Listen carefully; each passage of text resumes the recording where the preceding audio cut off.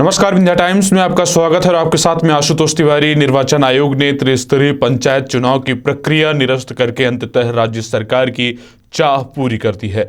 यह तय हो चुका है कि फिलहाल मध्य प्रदेश में अभी पंचायत चुनाव नहीं होंगे। मंगलवार को राज्य निर्वाचन आयुक्त बसंत प्रताप सिंह ने कानूनी सलाह के बाद यह घोषणा की कि पहले चरण के मतदान से ठीक 10 दिन पहले प्रदेश में त्रिस्तरीय पंचायत चुनाव निरस्त कर दिए गए हैं। राज्य निर्वाचन आयोग ने मंगलवार को सुप्रीम कोर्ट के वरिष्ठ अधिवक्ताओं की सलाह लेने के बाद देर शाम पंचायत चुनाव की प्रक्रिया को निरस्त कर दिया है। राज्य सरकार मध्य प्रदेश द्वारा पंचायत राज एवं ग्राम स्वराज संशोधन अध्यादेश वापस लिए जाने के बाद चुनाव का आधार समाप्त होने से आयोग ने यह फैसला लिया है। इसके लिए 2 दिन से आयोग विधि विशेषज्ञों से परामर्श कर रहा था। आयोग के चुनाव निरस्त करने के निर्णय से चुनाव लड़ रहे प्रत्याशियों को तगड़ा झटका लगा है।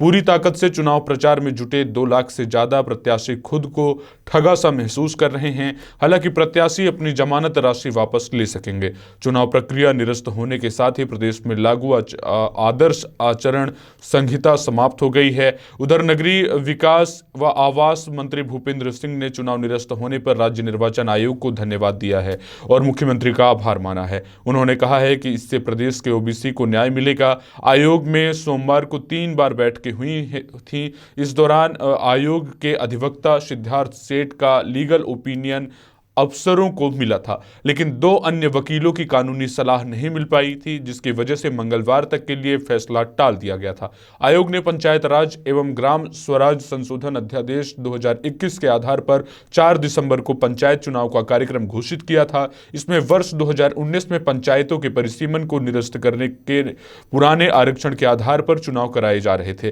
जिसे विभिन्न याचिकाकर्ताओं द्वारा न्यायालय में चुनौती दी गई थी। इसी याचिका पर सुनवाई के दौरान सुप्रीम कोर्ट ने अन्य पिछड़ा वर्ग ओबीसी के लिए आरक्षित पदों के चुनाव पर रोक लगाते हुए शेष प्रक्रिया को जारी रखने के आदेश दिए थे। ओबीसी को 27% आरक्षण जारी रखने के सुप्रीम कोर्ट में राज्य सरकार की तरफ से याचिका में 4 महीने का समय मांगा गया।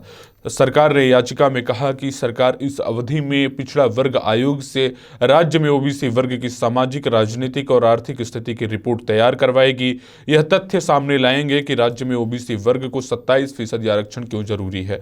नगरीय विकास एवं आवास मंत्री भूपेंद्र सिंह ने बताया कि सरकार की याचिका में वरिष्ठ अधिवक्ता हरीश साल्वे पैरवी करेंगे।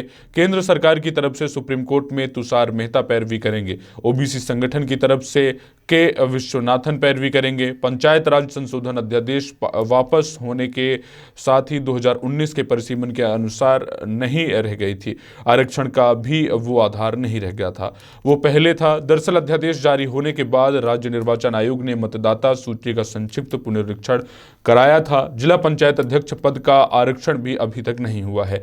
1 जनवरी से नई वोटर लिस्ट भी प्रभावशील हो जाएगी। विधि विशेषज्ञों ने अभिमत दिया कि जिस अध्यादेश के आधार पर चुनाव प्रक्रिया संचालित की जा रही थी, जब वो भी ही समाप्त हो गया तो फिर पंचायत चुनाव कराने का कोई औचित्य नहीं बचा था। दरअसल अध्यादेश वापस लेने से वह परिसीमन पुनः लागू हो गया है, जिसे निरस्त किया गया था। 1200 से ज्यादा पंचायत फिर अस्तित्व में आ गई हैं। ऐसी स्थिति में चुनाव कराया जाना संभव ही नहीं था। आयोग ने मध्य प्रदेश पंचायत राज एवं ग्राम स्वराज अधिनियम 1993 की धारा 42 में दी गई शक्ति और मध्य प्रदेश पंचायत निर्वाचन निगम 1995 के नियम 18 के अंतर्गत प्राप्त शक्तियों का प्रयोग करते हुए चुनाव कार्यक्रम और इससे संबंधित सभी कार्यवाहियों को निरस्त कर दिया है।